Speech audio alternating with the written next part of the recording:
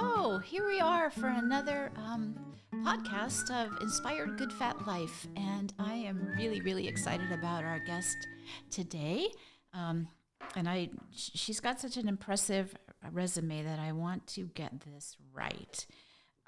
So Valerie Renee Shepard, she's a certified master trainer, self-mastery expert, which we're going to talk about today, and CEO of the Hartley Center for Mindfulness and Self-Mastery.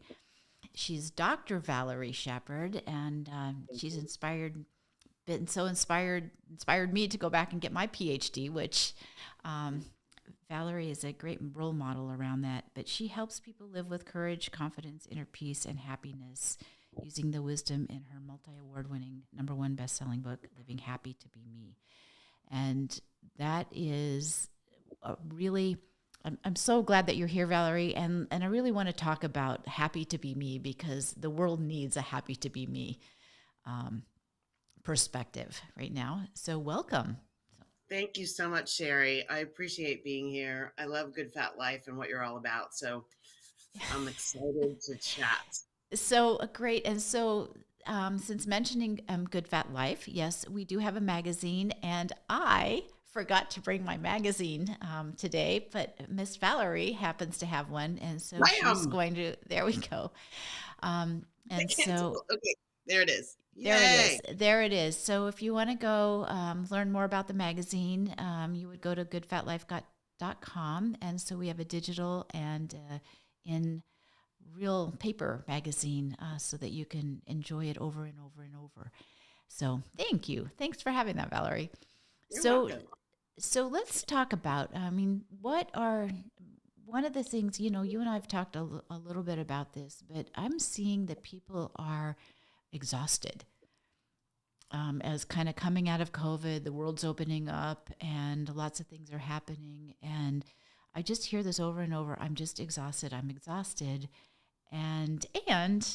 But there's so much cool stuff happening. But then there's the war going on, which is creating a whole nother energy. And so let's talk about that. This is your wheelhouse. What are your thoughts? Thank you so much. And I love this conversation about exhaustion, the post-COVID exhaustion. And I would suggest, I don't know for a fact, but I would suggest that a lot of the exhaustion is mental and emotional, that it's not physical.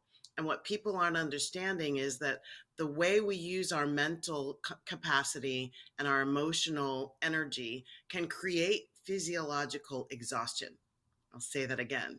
The way we use our mental capacity and our emotional energy can create in the body a reaction that is exhaustion. So if we are constantly playing tapes in our head about how tough things are, how bad it is, how they wish we could get back to the old normal, I'm not sure what the new normal is. Like if we have anxiety, tension, pressure, those kinds of stories going in our heads, right? Our bodies hear everything our minds say. Other people may not hear our inner dialogue, but I guarantee you, your physicality hears that. And if your emotions are tense and you're feeling uncertainty, and you're not sure where to be, masks are coming off, but we're hearing COVID numbers we don't know because people are doing at-home tests and what's going on with that. And that makes you nervous. And should I send my kids? Like all of that anxiety, that pressure-filled energy creates a response in the body. And the body can start to feel debilitated. What's really worse than just feeling exhaustion is that all of this low vibration energy depletes our immune system, depletes our adrenal glands, and puts us in a space where we're actually physiologically vulnerable, more vulnerable to viruses, bacteria, etc. All kinds of stuff. So, and you and I, we spend a lot of time paying attention to the thoughts we think and how they react in our body. But I had to go to the gas station this morning, and so it's a beautiful day. The sun's actually out here in Michigan a little bit, and the birds are singing, and it's good. But I went to the gas station, and it was like $22 more for a tank of gas than I'm used to paying. And it was like, so I'm like, okay, well, all right, that's what it is. But I had to, I really had to deliberately change my thought process when I looked at that gas tank. Um, and so it's like that we're being constantly triggered, if you will. There's just constant things. Mask, no mask, it's everywhere. And so, what would you suggest? How would you help our listeners to shift those thoughts so we have those good feeling chemicals in our body? Well, I totally get it. And, you know, I live in California. So Yeah. whatever you're paying for gas, add $1.50 to it, because that's what I'm paying. Yeah. Um, it can be over $6 here. So there are a couple things. Number one is I have this tool called So What Now What. It's a way that we shift ourselves into acceptance and agreement instead of fighting against what is. Like you're not going to change the price of gas when you're standing at the pump. It's Right. like Okay. that argument is a waste of your energy, and to rail against it doesn't hurt the gas tank or gas pump, it hurts you. And so the idea is with a so what now what is, how can I get into acceptance and allowance? Like that is a neutral zone. It doesn't say I have to like everything that shows up. It just says I'm not going to use my energy to fight what shows up. There's a difference. So I can be in the space of, wow, $6 for gas without it internalizing. I pick up the thing and I nozzle and I put it in my gas tank, then I go into a high vibration. So at that point, I'm staying in neutral. What is, it's $6. I need gas. And then I go into high vibration. I go into gratitude. I always say when the going gets tough, get going into gratitude. So $6 is not what I want to be paying for gas all the time. So I go into gratitude that I have the wherewithal to pay for gas. I'm grateful that I have been given the resources in order to pay for gas. I'm grateful that I can actually make a trade off decision. I'll get more gas, less ice cream, or I'll get more gas and forego a manicure. Whatever I have to do, I believe in abundance. So I don't believe in zero sum game. When I get something, I have to get rid of something else. I just say to the universe, okay, universe, inflation's happening. I need an increase in resources. So show me where I have an increase in supply.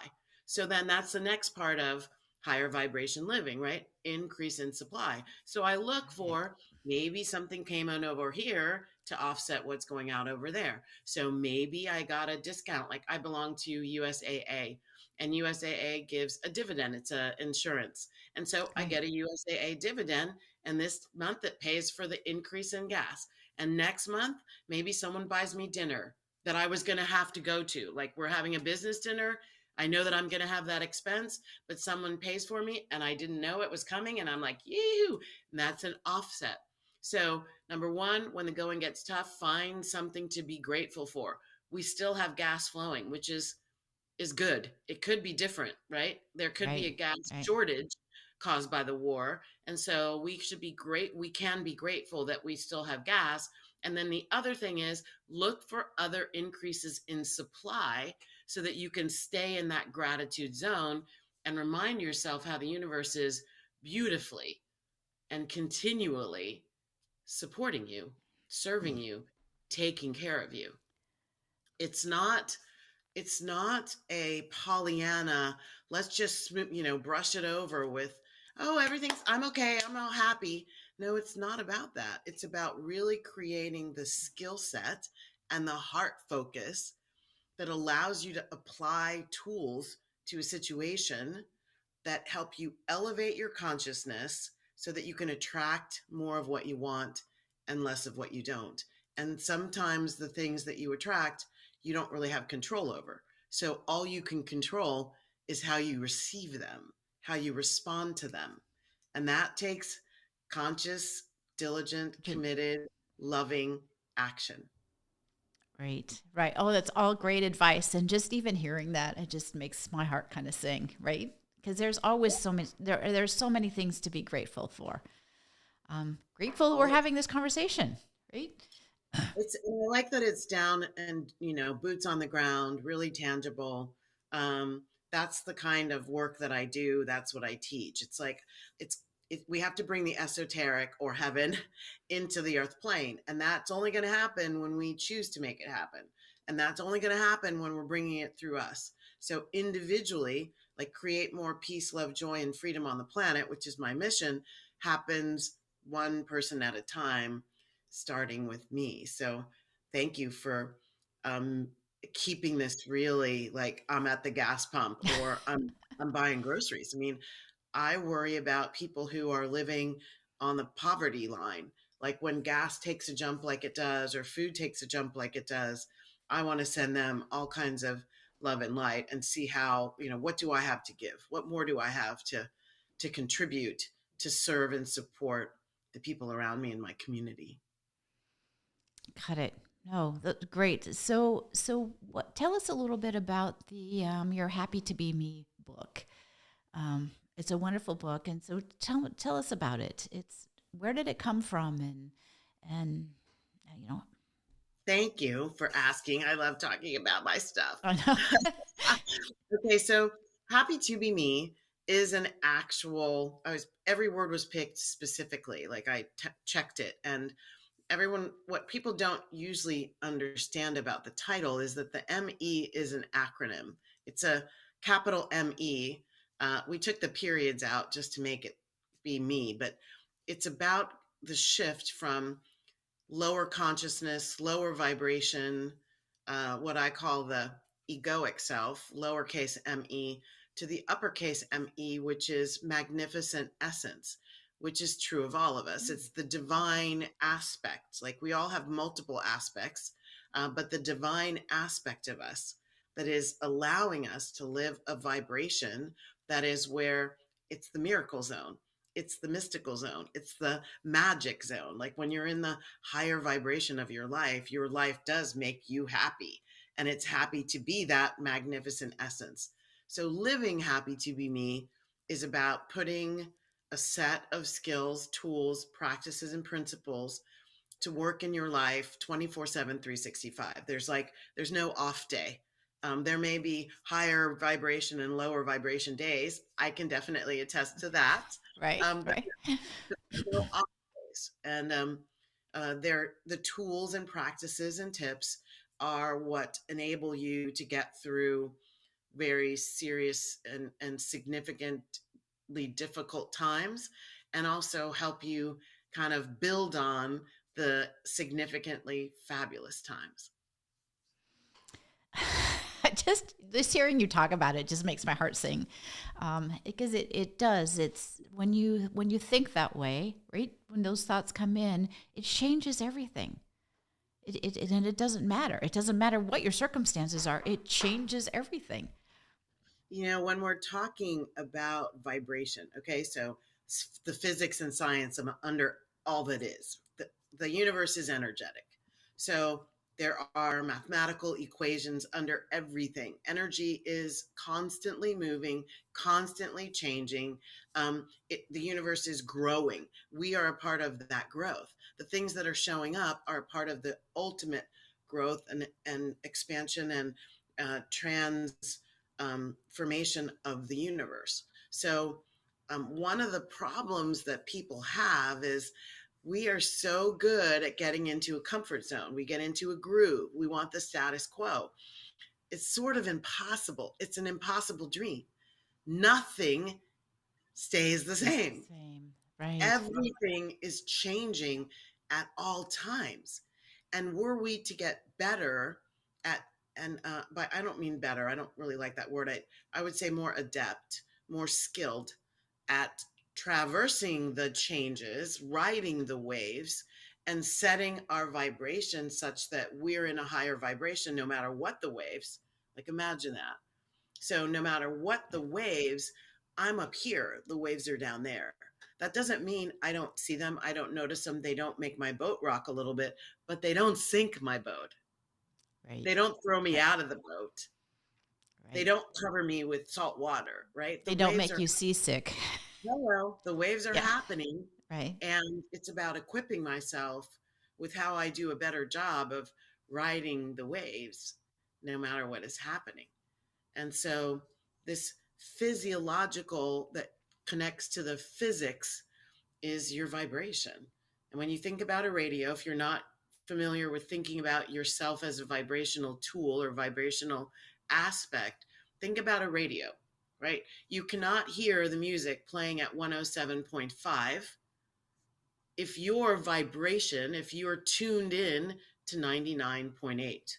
It's a physical impossibility. Ability. They are at Right. different hertz. You're not going to do it. And that's what's happening with us. When we have our vibration tuned to low vibration, so low vibration energy, anger, resentment, guilt, shame, blame, judgment, anxiety, frustration, like all of those. I'm not saying they're bad or wrong. I get angry. Right. It's not bad Right. or wrong and they're not bad emotions and good emotions. That's all about conditioning. They are either low vibration or high vibration. Like if you could go just, and you'll go one step, frustrated to neutral. Wow, that's a huge exponential jump in your vibration. I'll let go of the frustration and just sit here and get into acceptance. Huge jump in your Right. vibration. Then if I can take that to the so what, now what? Now what? Like anticipation, excitement, creation energy, curiosity, like all of Curiosity. those Yeah. are higher vibration. Right. And so when you can really like master yourself, what I say in my bio is that I'm a self mastery expert. And when we talk about self mastery, it's master yourself in your life so that you can exquisitely manage whatever your life brings your way. So your life brought you, wow, 22 extra dollars in gas this morning. The self mastery is how am I responding or reacting to that? How am I letting this moment run me, potentially run me ragged? Or how am I controlling the moment? I am the master and commander of this moment in time, even though the thing that might have triggered me is totally outside my realm of control. Right. So you brought up something that I think is that I've been learning is so powerful is to pay attention to how I feel. Right. So Yes. when I looked at that uh, price, it was like whoa, and then it was like so. But I'm learning to go okay. How am I feeling? And does this support the where I want the channel I want to be tuned in, right?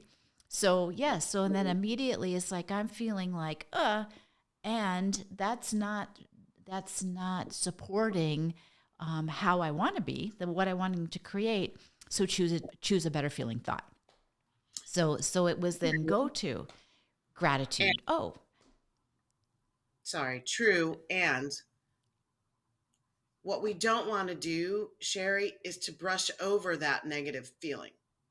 Like we don't want to right. just put it aside. There's sometimes, I believe there are messages in all of our feelings, but there could be a deeper message in there.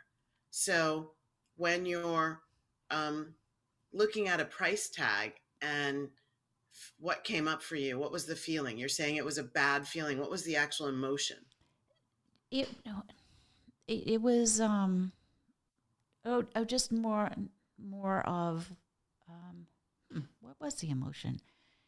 It was really more of like disbelief. It's like, really, is Shock. that it was kind of shock and disbelief that yeah, that it was like $22 more than normal, and Did you feel any yeah, fear? I didn't feel fear. I could have in the past. I would have felt fear in the past if I didn't understand a lot of what you're saying. Yes. But I it think a lot did. of people have But it did stop me. Yeah, I think a lot of people out there who are seeing these rises in prices and inflation, and especially the way it's being talked about in several places, that they may be triggered into fear, which is fear of survival, fear of Right. whether I'm going to have enough. Again, that zero sum game. If I spend extra 22 here, where is that coming from? Because I didn't get extra 22 in my salary this week. Or as an entrepreneur, what I'm creating, I didn't raise my prices to cover this. So the fear is what is the really low vibration, not the shock. And so if we can get underneath the surface and go, okay, what's really driving this, and get to the fear, and then have a conversation with ourselves about our supply. And maybe we can't do it while we're standing at the gas pump, but eventually we need to go deeper into that emotion and understand what's underneath it so that we can get superiority over it. We can't change it. If there's something inside of us, and I have fear around supply, we were never poor, but we were never rich. And my mom and dad were pretty frugal, and we were always about saving. And when extra things came in, it was a cause for pause. And so I know that I have fear around